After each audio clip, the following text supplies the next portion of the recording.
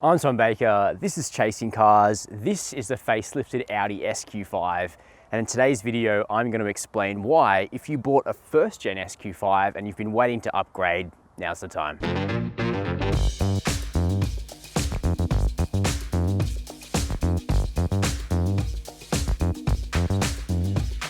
Audi's second generation SQ5 hit the Australian market several years ago with one big change. It traded in the super popular TDI 6-cylinder diesel engine of the first gen SQ5 for a petrol 3-litre V6.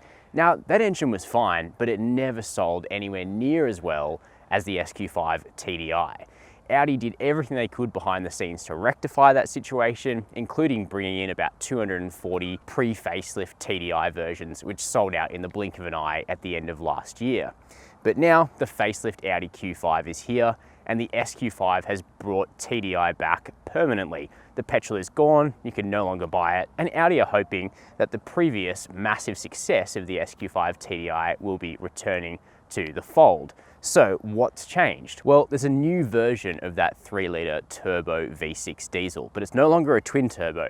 It now has an electric compressor where the second turbocharger used to be. That means that the low-end response of the car is even better, the 700 Newton meters of torque lasts even longer, and at 251 kilowatts, it's also the most powerful diesel SQ5 that's ever been sold in Australia.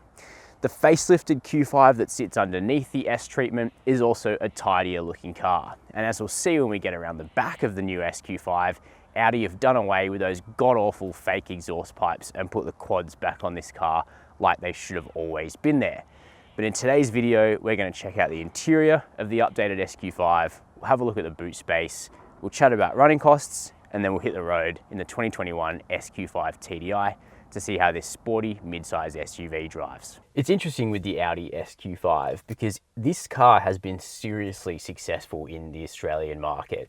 In first generation form, when the car did have the TDI as a constantly available engine, Audi was selling 1,000 SQ5 TDIs a year in Australia, which for a small market is a stellar result. And even after they put the petrol engine into the car, it was still outselling the GLC 43 and the X3 M40i. So Audi clearly are onto a bit of a winner here, but it still certainly could have been improved. The last time we tested an SQ5 with the TFSI petrol engine, we did think that bringing the diesel back would be an upgrade for the car. But speaking of upgrades, the general facelift to the Q5 that's been released in Australia a few months ago has actually helped this car just stay ahead of the curve in terms of technology, and you get all of those benefits here in the cabin of the 2021 SQ5. That means a new screen up here, it's now 10.1 inches up from 8.3 inches. Sadly, it does lose the rotary MMI controller, which made it really easy to interact with on the move, but at least the touch targets themselves are really big. The screen's got a decent processor behind it, so it's quite snappy. And we've also got a virtual cockpit ahead of us with satellite mapping. The car itself has a Telstra 4G connection for weather, Google Maps results, fuel prices, that sort of thing. So it's pretty well connected. Plus you get wireless CarPlay, but only wired Android Auto in the SQ5 TDI. The rest of the bones of the interior carry across from the pre-facelift second gen SQ5, and it still looks really good, really attractive, sort of edgy lines on the dashboard, this broad aluminium piece, which on a cold morning like this morning is nice and cold, so it is real metal. Perforated leather wheel, which is now round. I think that looks really good. White stitching, and this particular car has been specified in a really nice combo of ultra blue outside and rock grey Napa leather inside with diamond stitching. Looks good, breaks up the usual sort of black on black aesthetic. I think it works really well. And in terms of practicality, we've got a bit of storage up here, a little weird dinky storage where the decent MMI controller used to be. Wireless smartphone charging, decent cup holders, an adjustable armrest between the seats, big door bins as well. And I should just mention that it's, the driving position in this car is good. It's easy to see out of. The seat itself is supportive and comfortable, lots of electric adjustment, standard heating. So all in all, it feels pretty well kitted out. The SQ5 is pretty much a true mid-sizer. There's definitely enough room for 4 people in this car with a 5th passenger at a pinch, but it's certainly not massive either outside or inside. You can see for myself at 6 foot, headroom is no problem, even though this car is fitted with a panoramic sunroof. Leg room is good, toe room is fine, but this middle seat here is a real perch because the tunnel running to the back of the car is just absolutely massive. We do get standard air vents though, a separate climate zone back here, 2 more USB ports and a 12-volt socket.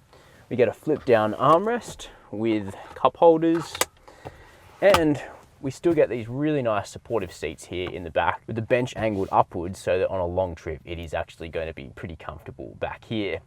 Now we still get nice materials up here on the doors. However, it should be said that the actual door grabs themselves are quite hard, and the SQ5 doesn't have the world's softest door tops either in the back or up the front, but overall quality does feel pretty high back here.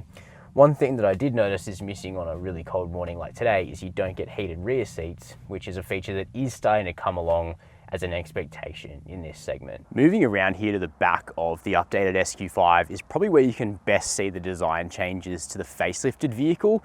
There's now this really nice aluminium bar connecting the tail lights, and that joins changes like the lower set front grille, even though Audi have actually kept some of the elements of this car, including the really nice wheels that are fitted to this particular example.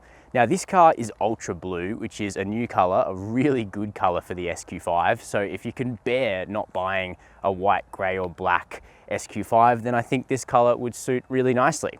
Now, as I mentioned in the intro, we now get true exhaust pipes, quad pipes, which has always been an Audi Sport or S car signature for Audi. If you recall, the pre-facelift had these hexagonal panels instead of exhaust pipes, which was lame. We now have 4 real pipes. They aren't actually fake and tacked on.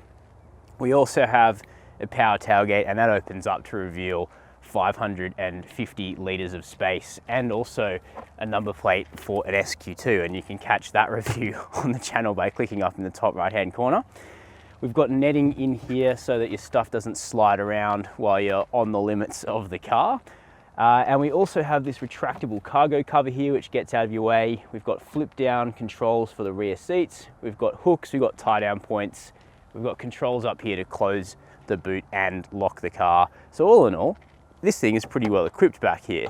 Last thing before we drive it, running costs. Just before we jump behind the wheel of this new SQ5 TDI, let's chat about running costs. Well, the first one that's been slashed is the move back to diesel from petrol. So your fuel bills are going to be lower in the 2021 SQ5 compared to last year's version. Audi say the car will do 7.7 litres per 100 Ks. On the highway, you will do better than that. Obviously, if you're on it and you're extracting all the performance of this vehicle, you are going to use more than 10, but all in all, it'll actually be quite easy to keep the efficiency of this car under control.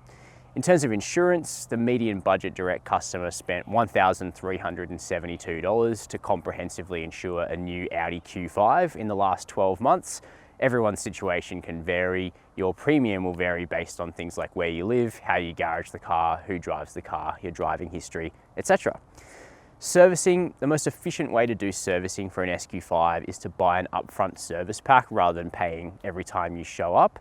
That costs $3,100 in the SQ5, which is not exactly cheap, but given we're dealing with a 6-cylinder car here with a permanent 4-wheel drive system, it probably goes some way to explaining it. And in terms of warranty, it's 3 years with unlimited kilometers on the Audi, which is starting to look quite poor compared to rivals like the AMG GLC 43, which have 5 years of coverage. So, what's the Audi SQ5 TDI like to drive in facelifted form? Well, it's basically the best Q5 there is to drive. I mean, that in itself might be kind of obvious because this is the Audi Sport variant of the Q5 that sits at the top of the range, and there is no RSQ5, and there's not likely to be an RSQ5 in the near future. So in terms of, the best, brightest, fastest, most interesting Q5, this is it.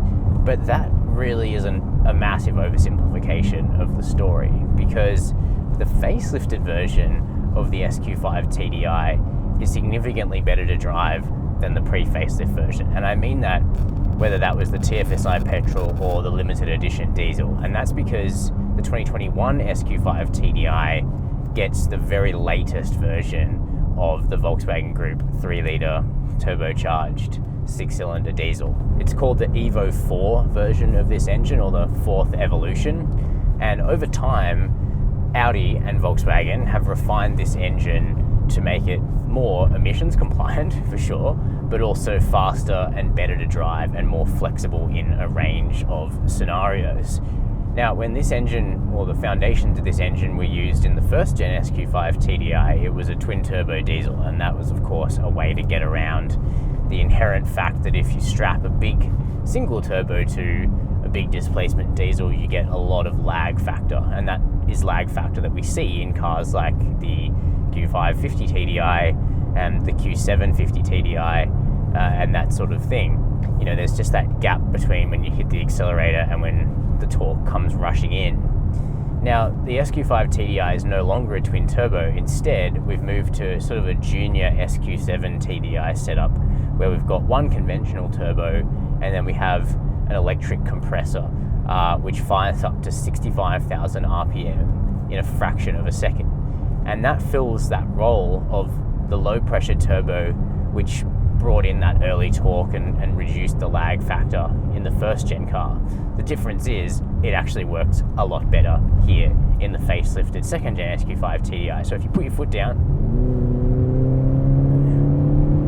the only response time that's palpable comes from the gearbox. Now I'm just driving along in a mixed setting right now on a country road, so now that the car is in sport gearbox, if I plant my foot again, we're off immediately. Response is really, really good from this diesel engine. It's just as good as the petrol in terms of how quickly it gets up and goes underfoot. The difference is, of course, that the characteristics of a diesel mean we've got much, much more torque than the TFSI SQ5. So power is 251 kilowatts, which is less than the petrol version, but torque is up considerably to 700 Newton meters. And that 700 Newton meters of torque is available across a pretty broad band of revs. It just makes this car feel absolutely oppressive as it pushes on, you know, it just doesn't let up. It just pulls and pulls and pulls, whether that's off the line or out here on a country road where it's really difficult to find its limits because this is a fast car, but it's fast in that really sensational big diesel way where it just builds pace and just, you know, it's relentless. It actually sounds pretty good as it goes because of a combination of factors. There isn't so much artificial sound being pumped into the cabin as there is artificial sound being pumped to the outside world.